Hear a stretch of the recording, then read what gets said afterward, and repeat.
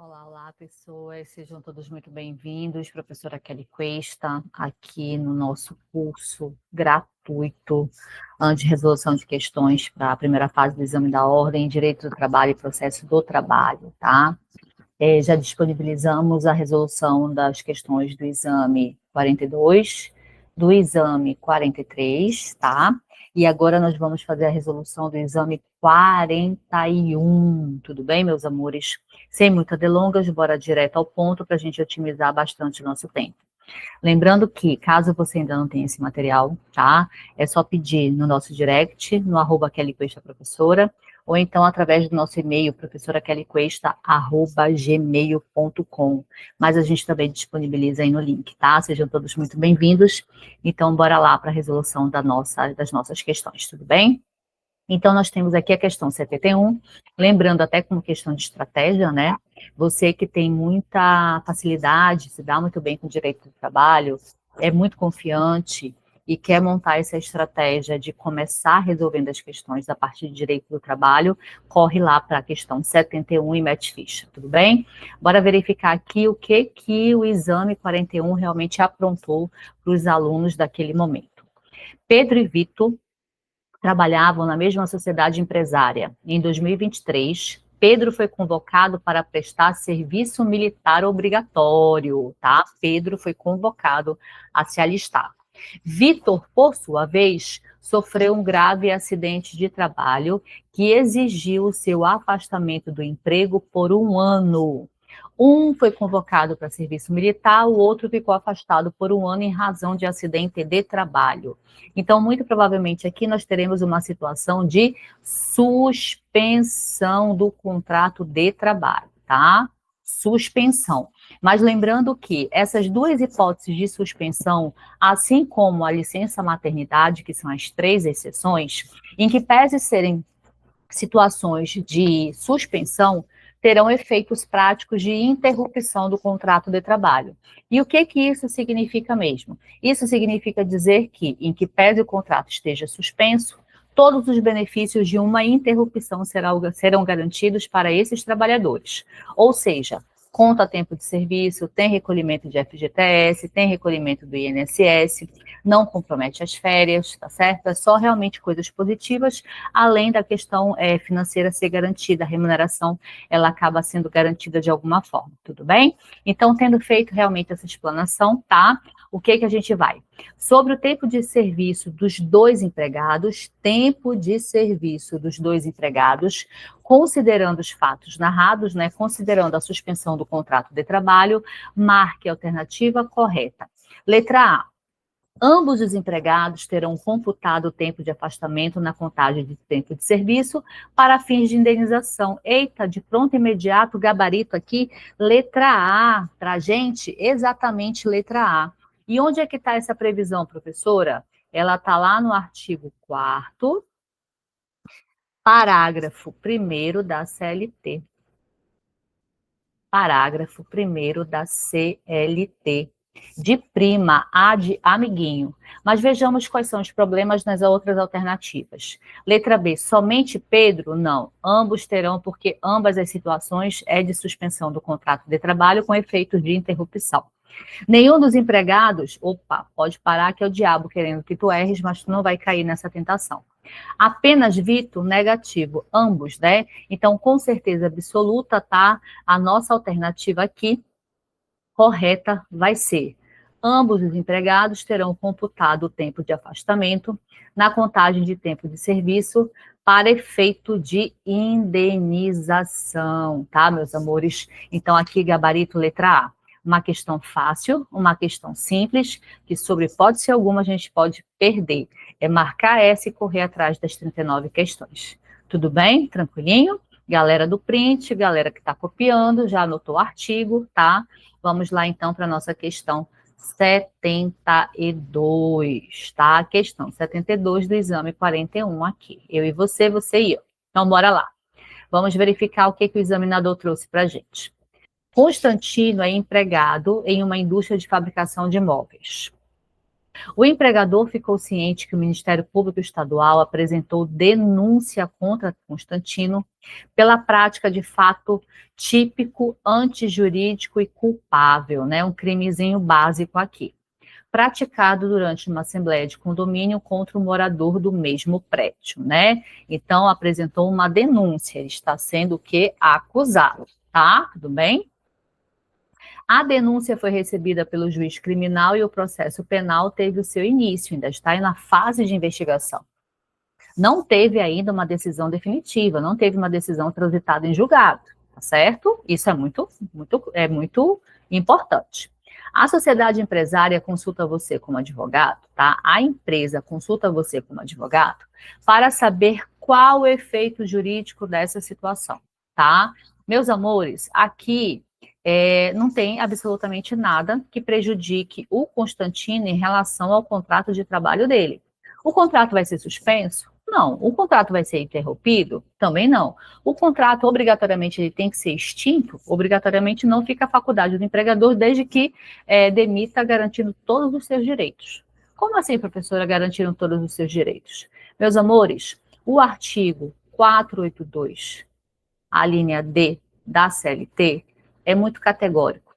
Eu preciso que tenha uma decisão criminal transitada em julgado. Eu preciso que, de fato, haja um culpado. Até que esteja sendo investigado, até que ele seja realmente acusado, investigado, esteja sendo feita a apuração, você não pode incriminar esse trabalhador e menos ainda aplicar a justa causa prevista lá no 482, a linha D da CLT, tá certo? Com isso, o nosso gabarito acaba sendo, olha só, letra C, nenhuma consequência de ordem trabalhista, tá? Haverá no contrato de trabalho, porque a presunção é de inocência. Gabarito letra C. Isso não é situação de suspensão, isso não é situação de interrupção, tá? E muito menos denúncia enseja falta grave. Denúncia não. Você tem que ter uma decisão transitada em julgado para que então esse trabalhador realmente seja demitido por justa causa. Tudo bem? Uma questão fácil? Confusa. Se o aluno realmente tinha esquecido dessa questão bem pontual da linha D do artigo 482, aí ele poderia realmente escorregar, ficar na dúvida talvez entre suspensão e interrupção do contrato de trabalho. Mas pensar assim, porque a gente é muito preconceituoso, né? A sociedade ela faz muito pré-julgamento, não é verdade? Então, assim, ele fez alguma coisa errada, então já vai acontecer alguma coisa. Então, essa alternativa que nenhuma consequência haverá, até o aluno realmente separar o joio do trigo, entender que questão criminal não vai aqui diretamente ou então imediatamente repercutir nos direitos trabalhistas, realmente poderia colocar vocês numa zona de preocupação ou desconforto, tudo bem? Então, gabarito letra C de coelhinho, tá? Tudo bem? Passemos à questão 73. Vamos lá, questão 73. Vamos verificar o que nos aguarda. Antônio é seu cliente e, por conta de uma reclamação trabalhista ajuizada anteriormente, na qual vocês se sagraram vitoriosos, por conta de uma reclamação trabalhista ajuizada anteriormente, na qual se sagraram vitoriosos. Ok. Agora, trabalhando para outro empregador, Antônio viu a possibilidade de passar a exercer as suas atividades em teletrabalho, mas sem saber exatamente o que configuraria essa modalidade. Antes de se candidatar à vaga, Antônio resolveu consultar você a respeito do tema. Assim, assinale a opção que apresenta corretamente a sua orientação. Olha, uma questãozinha assim, melzinho na chupeta, para a galera que está se preparando para o exame 45, agora final do ano, agora em dezembro, que venha, né? Eu recebo uma questão dessa, né? Eu recebo. Então, bora lá. Sobre teletrabalho, meus amores, sem muitas delongas. O teletrabalho pode ser pactuado tácito ou expressamente entre empregado e empregador, não necessitando constar em contrato escrito de trabalho individual. Errado, né? Obrigatoriamente, o teletrabalho tem que estar formalizado no contrato do trabalhador, tá bom? Não pode ficar assim, porque palavras o vento leva. O trabalho em regime de teletrabalho não pressupõe a prestação dos serviços por jornada, produção ou tarefa. Claro que pressupõe. Inclusive, essa é uma grande diferença para saber se o teletrabalhador tem direito ou não às horas extras. Se o teletrabalhador cumpre uma jornada normal de trabalho e extrapola aquela carga diária ou semanal, ele vai ter direito às horas extras. O que não se aplica ao teletrabalhador que é contratado por produção ou por tarefa. Se eu sou teletrabalhador e sou contratada por produção ou tarefa, conforme preceitua o artigo 62, inciso 3 da CLT, eu não terei direito às horas extras, tudo bem? Então, olha essa sacada aí. Letra C. O teletrabalho será descaracterizado caso o empregado habitualmente tenha que comparecer às dependências do empregador e o empregado retornará ao sistema de trabalho presencial. O teletrabalho não será descaracterizado caso o empregado habitualmente tenha que comparecer, tá, meus amores? Pelo contrário, isso está muito expresso lá nos artigos 75, né, e seguintes, 75B, 75C da CLT em seus parágrafos, tá certo? Letra D, o teletrabalho se dá total ou parcialmente fora das dependências do empregador, não se configurando como trabalho externo, show de bola, pressupondo a utilização de tecnologias de comunicação e informação. Isso aqui, gabarito letra D, meus amores, conforme previsão no nosso artigo 75B da CLT. Questão também bem fácil, sobre hipótese alguma poderíamos cogitar em perdê-la, tá? Sob hipótese alguma, cogitar em perder essa questão. Tudo bem? Seguindo, vamos lá? Vamos lá. Questão 74. Bora ver o que a questão 74 nos coloca. Questão 74. Bora lá. Paulo trabalha desde 2022 na sociedade empresária Auditorias Fidedignas como auditor, tá? Então, Paulo trabalha como auditor para essa empresa aí. A empresa possui plano permanente de capacitação e, por isso, Paulo viaja com frequência para realizar cursos de auditoria em todo o país e se manter sempre atualizado. Em uma dessas viagens que ele estava a trabalho, Paulo estava no hotel tomando banho e, abruptamente, sem motivo aparente, o vidro temperado do banheiro estourou, quebrando-se em vários pedaços, sendo que alguns desses pedaços atingiram e cortaram Paulo. Em virtude disso, o empregado precisou se afastar do serviço por 12 dias, 12 dias, tá? Esse número aqui não pode ser desconsiderado, tá? Ele é decisivo, tudo bem? Findos os quais ele retornou ao trabalho e reassumiu as suas atividades normais. Meus amores, Paulo estava viajando a trabalho, por determinação da empresa. Então, aqui, tá, uma situação equiparada. Ele ficou afastado mais ou menos de 15 dias? Menos de 15 dias. Então, ele sofreu um acidente equiparado a trabalho, porém não terá direito a qualquer tipo de estabilidade. Por quê? Para que tenhamos estabilidade acidentária, nós precisamos de 3 requisitos. Acidente de trabalho ou equiparado ou de percurso. E, em razão desse acidente, ficar afastado por mais de 15 dias do trabalho e recebendo benefício previdenciário. Terminado esse benefício previdenciário é que se inicia a estabilidade acidentária. Como nesse caso aqui ele não preencheu o segundo requisito, que é um afastamento superior a 15 dias, a gente não há que se falar em estabilidade acidentária, tudo bem? Então, bora verificar aqui o que o comando da questão quer da gente. Diante da situação apresentada e da legislação em vigor, tá? Da legislação em vigor, ou seja, não necessariamente ou exclusivamente a CLT, pode ser outro dispositivo legal, marque a alternativa correta. Uma vez que Paulo não estava trabalhando, é o diabo querendo que você erre e você não vai permitir.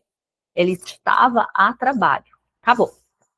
O evento pode ser considerado acidente de trabalho e, por isso, o empregado terá estabilidade por 12 meses? Não, porque ele não preencheu o segundo requisito, que é um afastamento superior a 15 dias.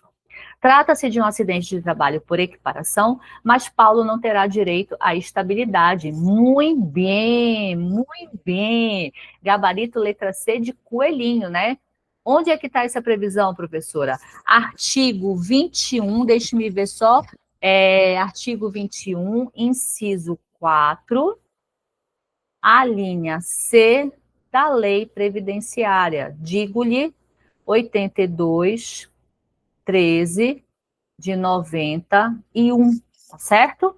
Então, está aqui o nosso gabarito, a nossa alternativa correta. Trata-se de um acidente de trabalho por equiparação, mas Paulo não terá direito quando retornar, tá certo? Professora, qual é o problema na letra D de doido? Não se trata de acidente de trabalho, para você nem continuar lendo, porque é o diabo querendo que você erre e você não vai permitir que isso aconteça. Jamais, tá certo? Seguindo lá, questão 75. Roberta é escrava. A Roberta é escrava, escravidão atual e moderna, né?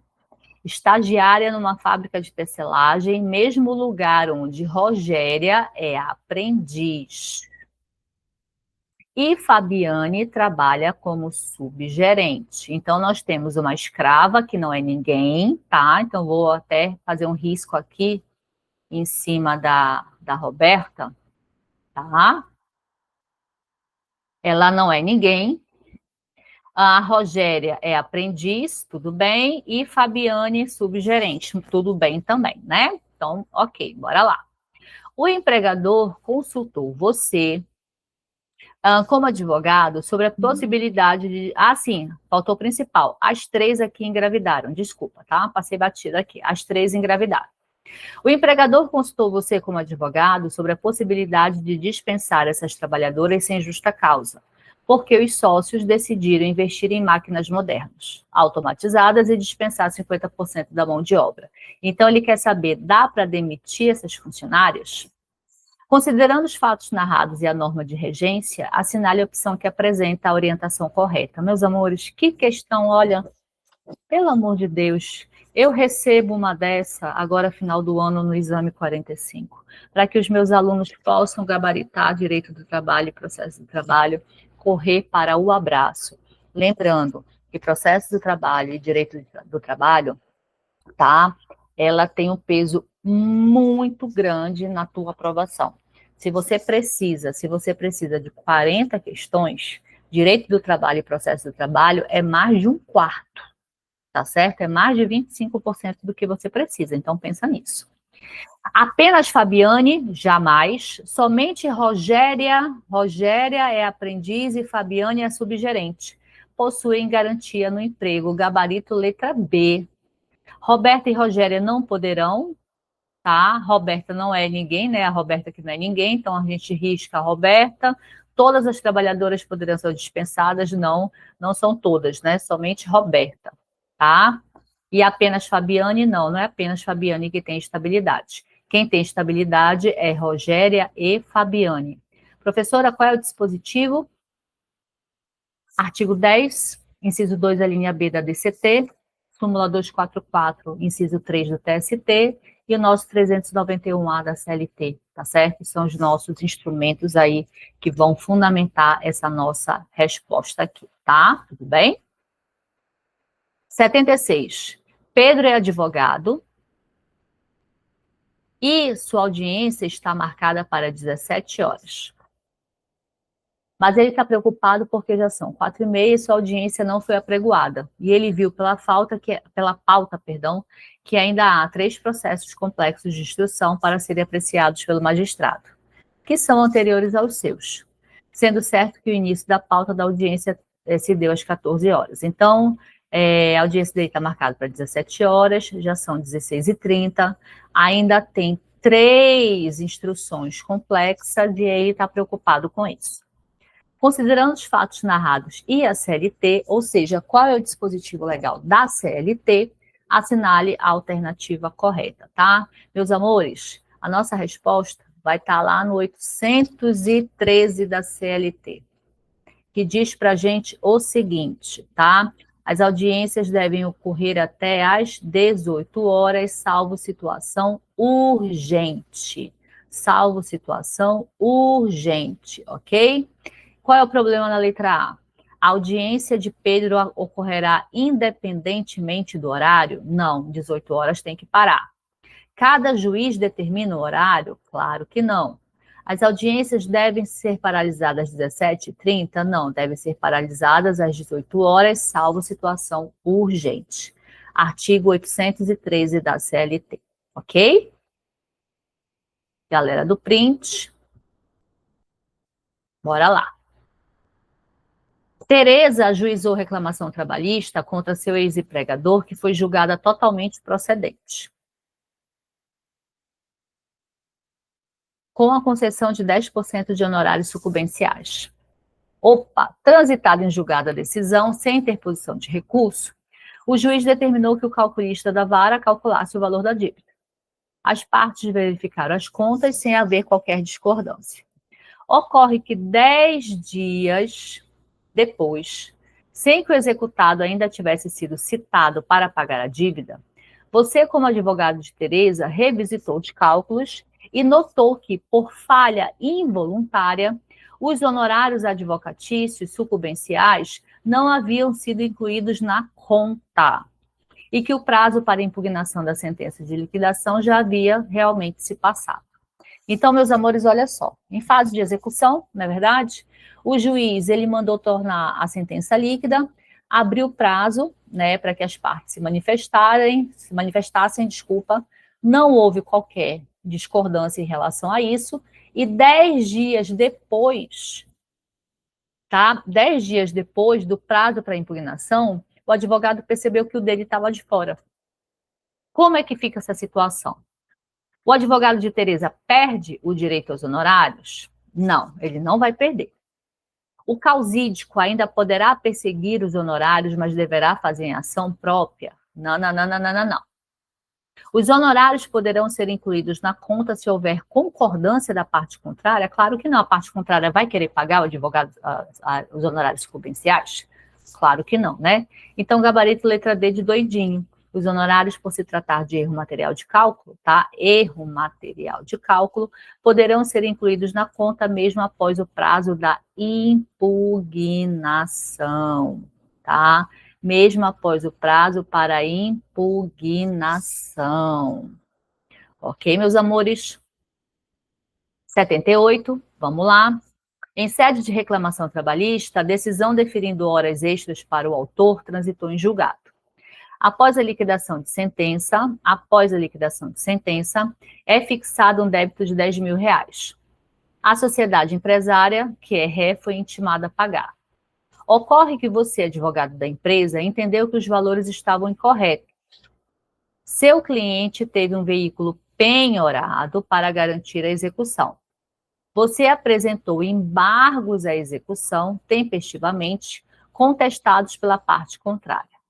O juiz julgou improcedente a sua alegação e manteve o valor, tá? Então, aqui, olha só. Em sentença de embargos,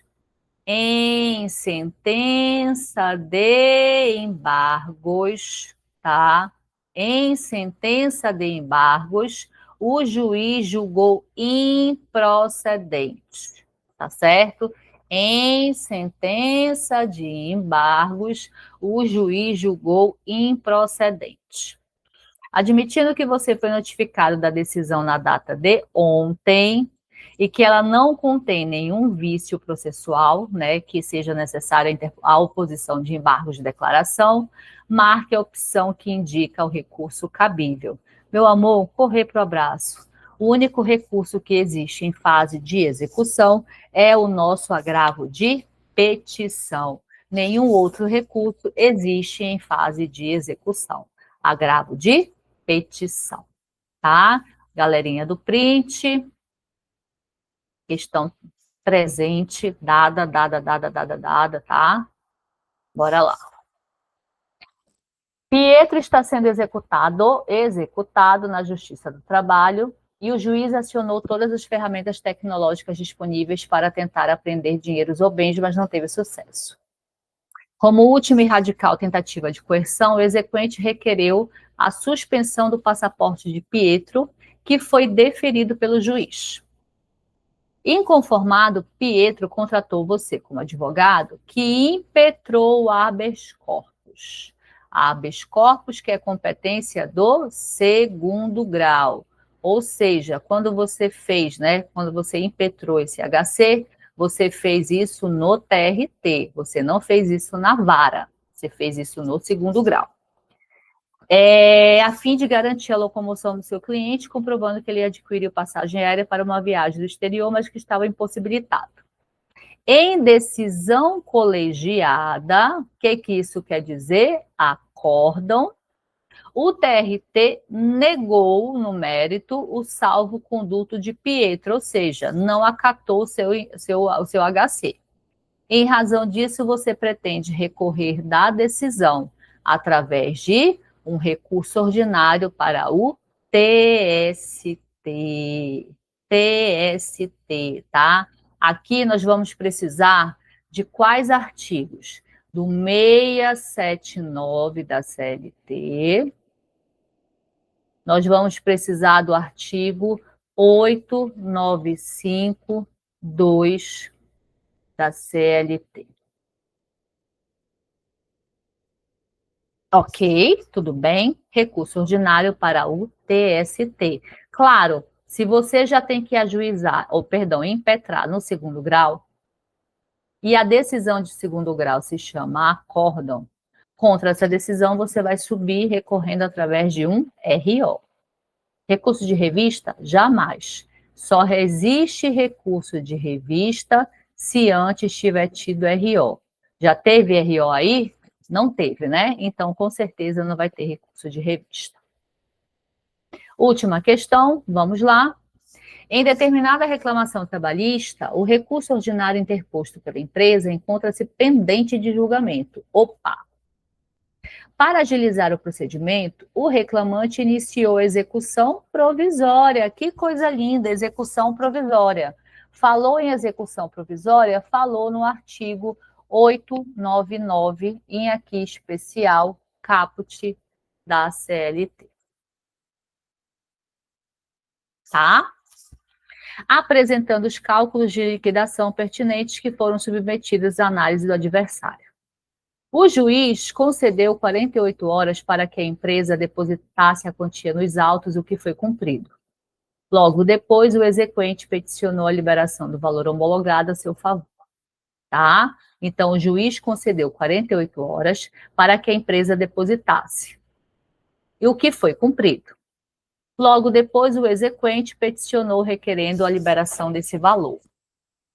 Na execução provisória, é possível que o juiz libere esse valor para o exequente? A gente sabe que não. Primeiro, a execução provisória só é cabível se o RO não tiver com pedido de efeito suspensivo, se tiver só com efeito devolutivo. Se tiver com pedido de efeito suspensivo, não cabe o pedido de execução provisória. E o que é execução provisória? É garantir em juízo aquele valor que inicialmente foi reconhecido para o trabalhador. Mas essa garantia já permite que o juiz libere imediatamente o valor para o exequente? Não. Ele tem que esperar o trânsito em julgado da decisão, tá certo? Então, bora lá em relação a esse valor. Diante desses fatos, assinale a afirmativa correta. É inviável a pretensão porque a execução provisória fica limitada ao bloqueio ou à penhora, gabarito letra A de prima. É possível a liberação, não é possível liberar os valores.